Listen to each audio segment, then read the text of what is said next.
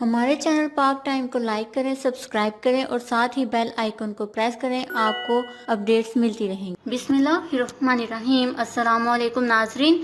تحریک انصاف کے رکن اسمبلی وزیر اعلیٰ سندھ کا مجسمہ اٹھا کر گجر نالے کے کچرے پر پہنچ گئے، انوکھا احتجاج کر دیا۔ جی ہاں ناظرین، تحریک انصاف کے رکن قومی اسمبلی اور سماجی تنظیم فکس اٹ کے بانی عالمگیر خان نے گجر نالے کے کچرے پر وزیر اعلیٰ سندھ مراد علی شاہ کی تصویر لگا دی اور سندھ حکومت کے خلاف انوکھے انداز میں احتجاج ریکارڈ کروایا۔